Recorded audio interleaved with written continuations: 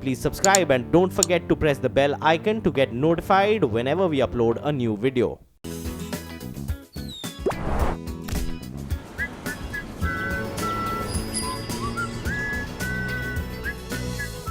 CNBC TV18 Weekender, only on CNBC TV18. Hi there, this is a very, very special conversation on Weekender on CNBC TV18. I call it special because it's the first time in history of the company that Jyothy Laboratories triumvirate, if I may call it, Mr. Ramachandran, Ms. Jyothy and Mr. Ullas Kamath join us.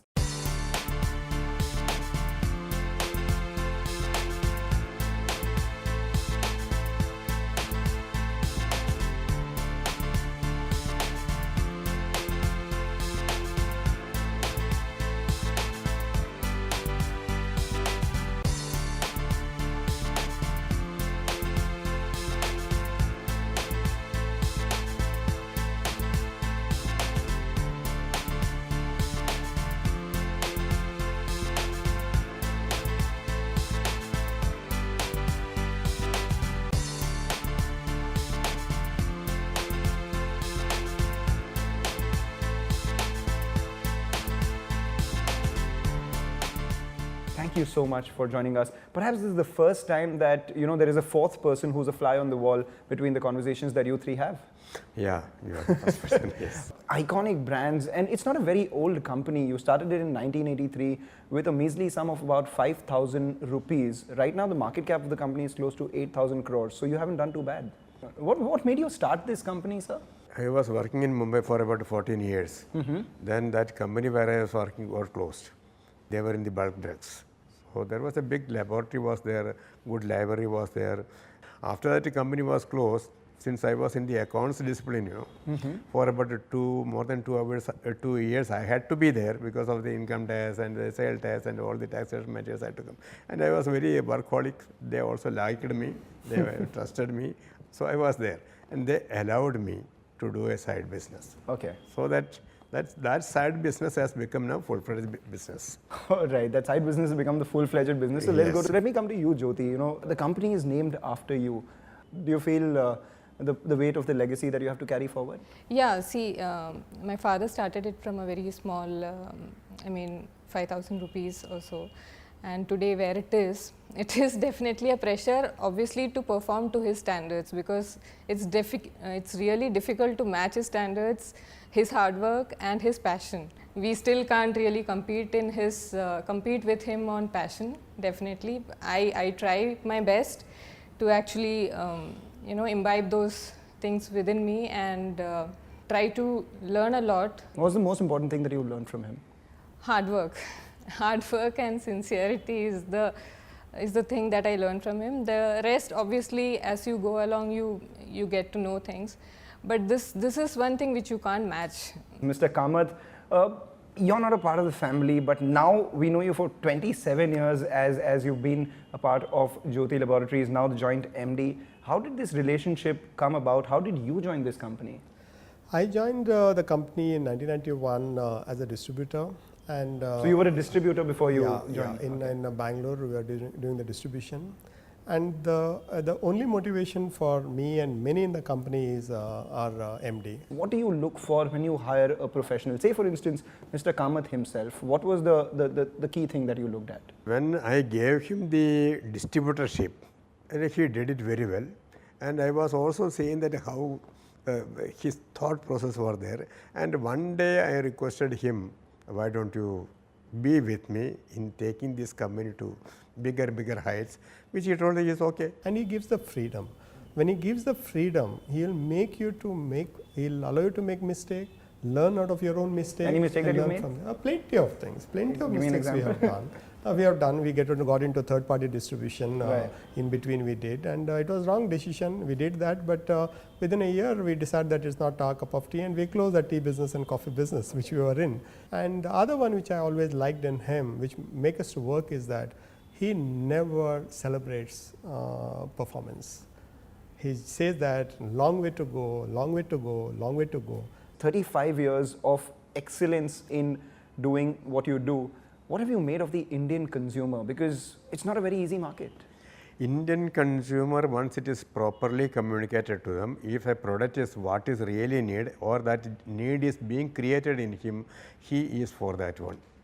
So, Indian consumer is not that untouchable this thing. Only thing is that you have to, your communication cost will be high if you have to go all over India, because different languages, a lot number of channels, lot number of things are there. So, everywhere you have to spend money, so you are able to reach the Indian consumer. But it is very easy to deal with the Indian consumer and reach them wherever they want. It is not that they will come and purchase, they have to be served at their doorstep. Aya Naya Ujala Char Boondon Wala. How did that campaign come about? See, Ujala was initially launched only in Kerala. And we got into the minds of the people with that local type of, that folk songs and things like that. It really went into their mind. Mr. Anjan Chatterjee was the real author of that Aya Naya Ujala Char Boondon Wala. He had really, when we got into touch, when he took that brand into his hand, he told that, yes, simply telling is not, let me go and see there in Kerala also and in Tamil Nadu also. Lot of money was spent on that one across India. Even perhaps almost about more than 50% of the revenue also was spent on creating that. That was money well spent, I think. Yeah, very well spent. And that has given us that freedom of that, and also that intuition. Now we can get into many other things. That was really, even today, that is reverberating in the minds of the people. Absolutely. I keep saying that, anything to do with Boond, it's either Do Boond Zindagi Ke from the polio campaign or Aya Naya Ujala Char Boondon Wala. And it was his word that Char Boondon Wala, once we take that one, nobody will come out with one Boond. Ek Boond ya do Boond, because Boond belongs to us. And it really happened so. Absolutely. So on that note of a wonderful ad, we'll take our first ad break, come back, we talk about much more.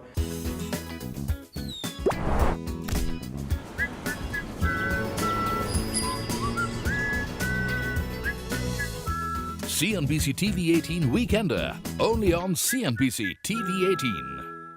Welcome back in conversation with the triumvirate of Jyothy Laboratories. The big shift that came into the company was in 2005 with the acquisition of Henkel's brands in India. How did that story pan out, and then to the eventual acquisition of Henkel?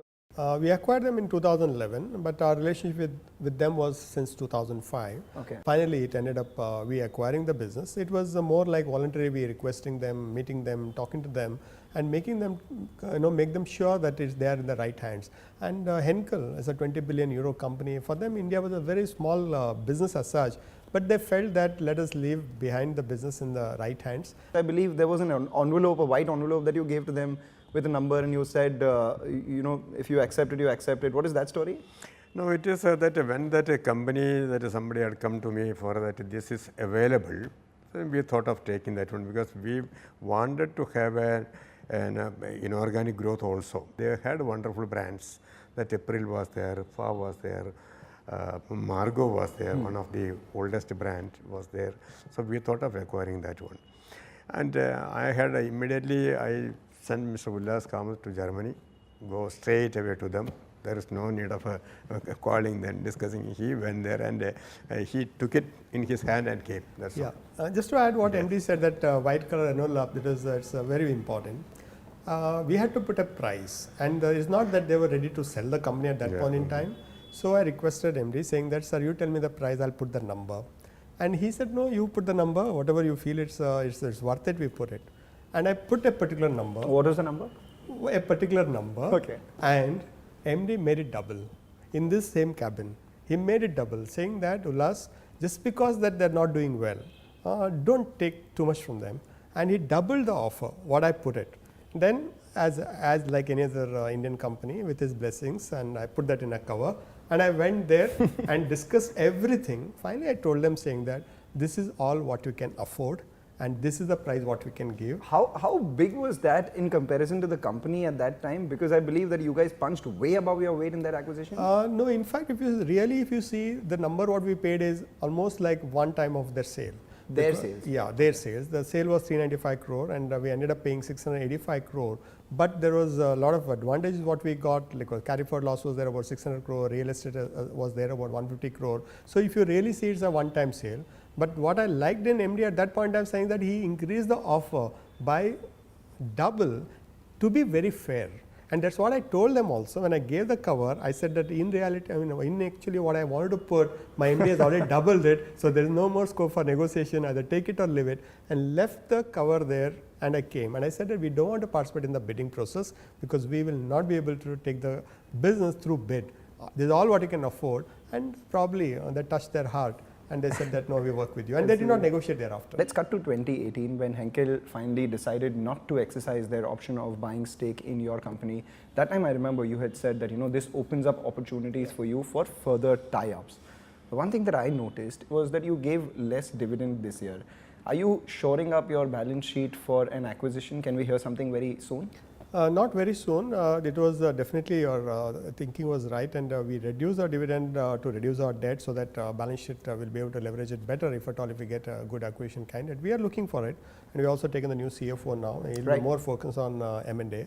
So we are looking at it. He's come from investment banking background and a Macquarie guy, if you must. Absolutely, and he's like his 50% of time will be to look for the brands for us to acquire. So we're keeping our war chest ready. So a war chest would be, how big is the war chest? It should be, we are targeting maximum spend of about 800 to 1000 crore, not beyond that. This is all what we can digest at this point in time.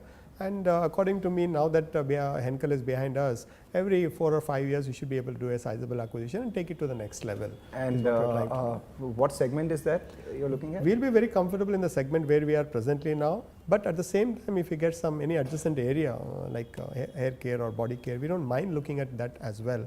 But we need to see that every product, every business what we acquire, that should get into this million retail outlets within 30 days time. That's our reach. One of the weaker parts in your portfolio right now is the household insecticide, perhaps because the industry is not doing well in the coil segment.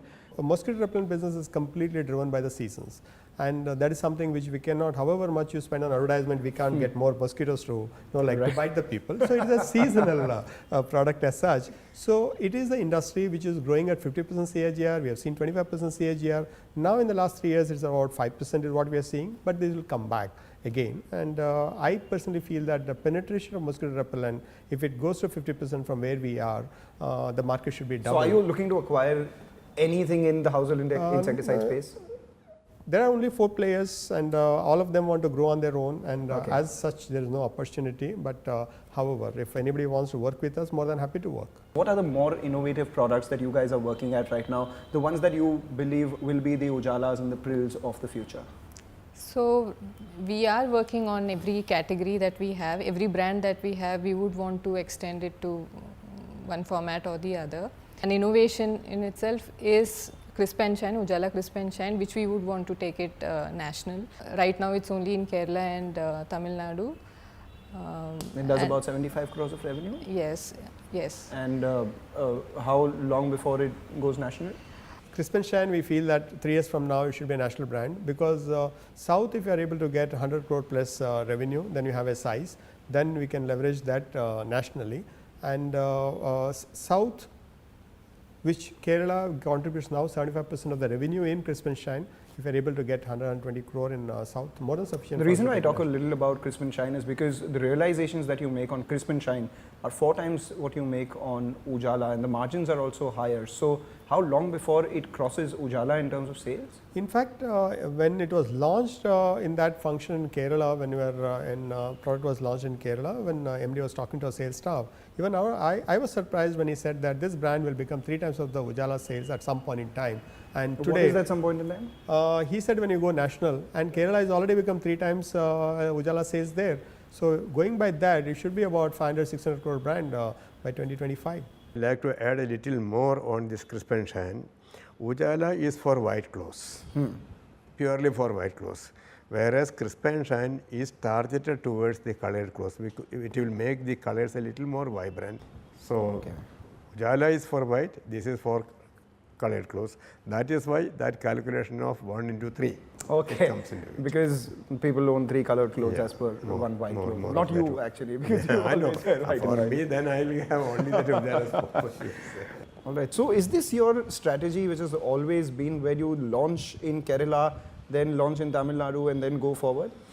Kerala is it's a very choosy market. Consumers are very choosy. They are all educated and easy penetration because of their communication is very easy. That is road communication supply is very easy, and it's my own mother tongue. I can talk to them in my own mother tongue, and all the products what we launch because of that is in Kerala only.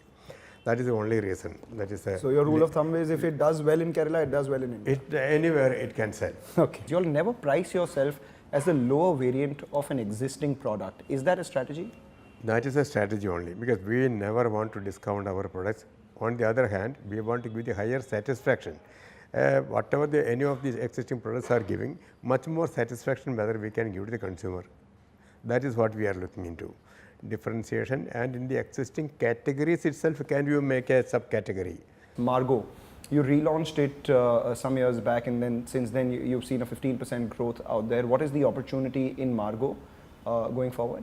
Margo, we see this 15% growth coming in the next 3-4 years because most of the sales has come from the non-traditional area of east and south. Has Patanjali's foray into natural helped? That helped for many Indian players also. And somebody says that neem is good and we are there as a 97-year-old brand, naturally you get that like a better tailwind. So we got that advantage. And also Jyothy, particularly she relaunched the product with 1,000 leaves, a goodness of 1,000 leaves in every cake, and that has really done very well at the marketplace. So we continue to grow in that, and her wish is to make it 500 crore brand by 2021. Has the intensity from P&G, Patanjali, all the other competitors in the sectors that you are in reduced?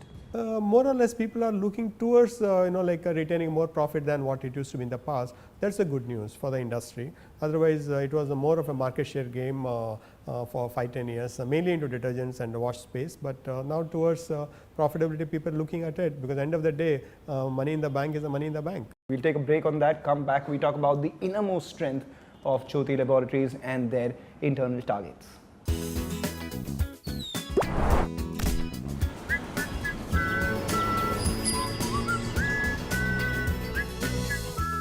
CNBC TV18 Weekender, only on CNBC TV18. Welcome back. For the first time on Indian television, the triumvirate of Jyothy Laboratories. With me, Mr. Ramchandran, Ms. Jyothy and Ullas Kamath. Sir, quick numbers before we get into the management of the company. The road to 5,000 crores in terms of revenue. When does that happen? How does that happen? What leads it? It should happen by 2022. Our internal target is to double the turnover in the next 3-4 years. So by 2021, we should be about 4,000 and with 15% organic growth and balanced by inorganic growth. So my calculation is about 12% we should get from inorganic growth to reach that number, and we have plans for that. You've laid out a war chest of 1,000 crores for inorganic growth. Absolutely. And acquisition should happen in FY19, FY20? It should happen in FY20. FY19 will be ready, FY20 it will happen.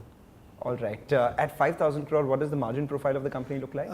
With our experience in the last 5 years as a management team, we have decided that we will not get into any business which is less than 50% gross margin, less than 17% EBITDA margin, and that will be the profile going forward also. And ad spends, at one point you all spent 50% of your revenue in advertisements, which was the Ujala campaign. Now it's about 9.5–10%. Where will that be? In fact, you said it right. When we are 80 crore business, 35 crore is advertisement budget only on Ujala. 14% is what we think is more than sufficient for us to spend on advertisement and promotion.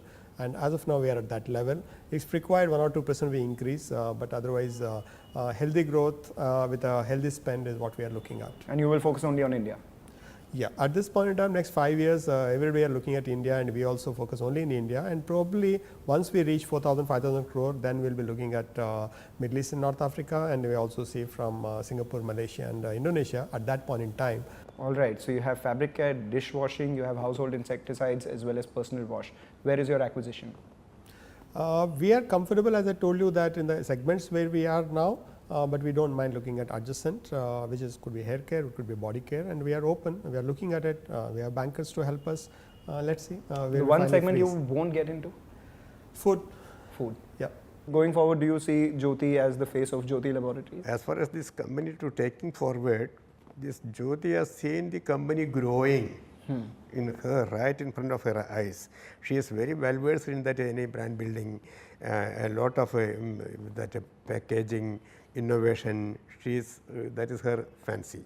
Company is now very highly professionalized. In each of the department we have professional heads. Just to add what MD said, it's a completely professionalized right from I would say last 15 years. When we acquired Henkel, it's he who suggested that Ullas, it is the time for in the market, and we got the best team of 17 member into the board at once. At once, no company has done that.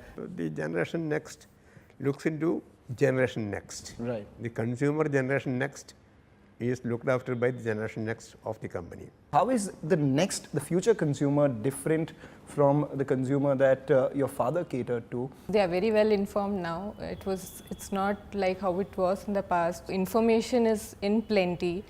Options are many. So you have to be very, very true to what you offer. They have a lot of choices there.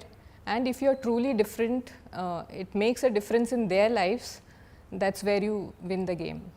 I started the chat by asking Jyothy what she admires the most about you. So it's only fair that I ask you, what do you admire the most about Jyothy? I admire that one is that she is independent and she talk about the modern generation only, modern way of thinking, modern way of management, and that is in her. Are you confident enough on her ability to go ahead and lead the way you wanted? The world is moving very, very fast. So accordingly, I have found the talent in her, and I don't have any doubt in their capability of taking the company forward. Thanks a lot, all of you all, for joining us for the first time and giving us a sneak peek into the future of Jyothy, the past of Jyothy, as well as the present. Wish you all the best. Thank you very much. Thank you.